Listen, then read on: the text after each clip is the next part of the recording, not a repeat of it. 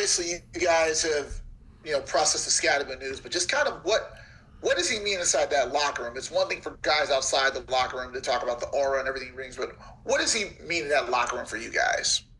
I mean, he means a lot. Just the energy he has is very affectionate. Just him being himself is so authentic. You see the guy, he gives everything that he, has every play. And it's hard not to not love a guy like that when you're working so hard for something and you see a guy put in the work and get the results from what he's doing. Awesome, man. And then obviously you guys have talked about how stopping the run is such a priority. Dexter told us that last week. When you see teams constantly run on you guys, what does that do for y'all as defense to try to say, man, we got to get this right? Or what are those conversations like when a team like the Eagles runs on you the way that they did?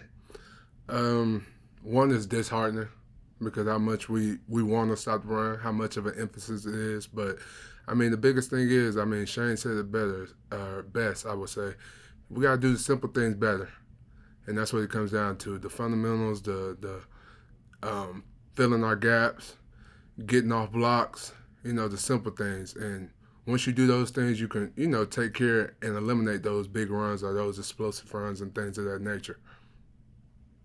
Thanks. Jordan Renan. Hey, Nacho, what's up, man? What's good with Big Dog? Not much. To build on that for a second, I was just looking at some of the numbers, like overall, like running out wide left, like 9 yards a carry, running over like the right tackle, close to 10 yards a carry. A lot of that stuff seems to be coming to the outside, to the edges. What are the talking points for you guys to make sure that doesn't happen? The biggest thing is just fits. We have to know our fits throughout every personnel, 11, 12, 13, XL, whatever it is. Know where you fit, know where your next guy is so you know where to deploy. Because it's 11-man football, you're depending on somebody else to do your job so you can do your job well. So just everybody being where they need to be and then make the plays that come to you. And how frustrating is that for you? Because you're in the middle most of the time, right? And they're kind of running it away from you guys, and you're still having success. What's that like for you guys? It's frustrating because you want to do as much as you can to help others and help guys, but it's like I have to farm my ground first before I come over and overlap and help. So it's one of those things you just have to be more attentive to detail. And just, let guys know when they mess up, hey, I need you right here in this spot, but we're going to shake that off and we're going to get it back. Ryan Dunleavy.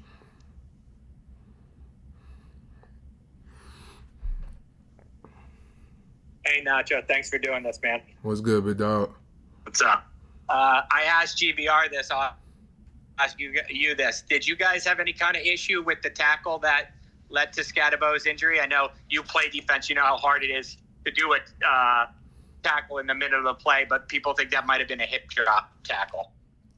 Yeah, it's a controversial thing. I'm not going to get into that. My heart right now is with my guy Scatterbo. He's the one that took, the biggest blow from the injury, regardless of whether it was a hip drop or just a regular routine tackle.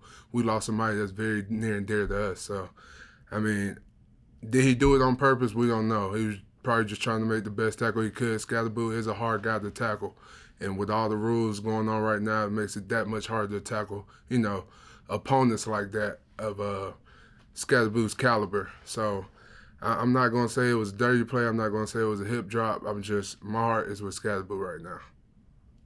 I can appreciate that. Thank you, Nacho. Yes, and then what are you seeing from Dex this year? Do you see him getting the numbers aren't there? Do you see him getting the same amount of attention from opponents, more attention from opponents?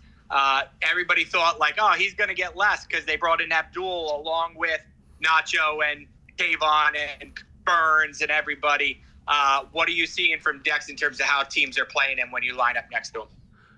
I would say one thing, don't let the numbers, lie to you, because even though some things may not pop up statistically or on the stat sheet, guys are still worried about Dex. The way they block Dex is differently how they'll block us or other, D linemen. When they see him out there, he's still a threat. They still know they have to keep him covered up. They still know they have to double, triple, or seal him off for certain things. So, yes, he's still a weapon. And there's a lot of things that Des does well and does very on a high level that helps other people become open or get free. Thanks, Nacho. Appreciate you. Yes, sir. We have time for one more if there is one. Oh, then, Maddie, I'll ask again. I was going to ask you, Nacho, about Burns. What have you seen from him in terms of taking his game to the next level from last year to this year? Because he's already got 10 sacks. He could make a Defensive Player of the Year argument, probably. What have you seen from Burns this year?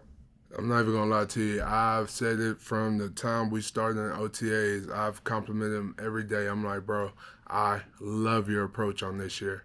I love your attention to detail. I love how much you're putting into your craft. And you were seeing it in every rep. Every rep he wanted to win. Every rep he wanted to dominate. And went into training camp, he was doing the same thing. And it's all coming together.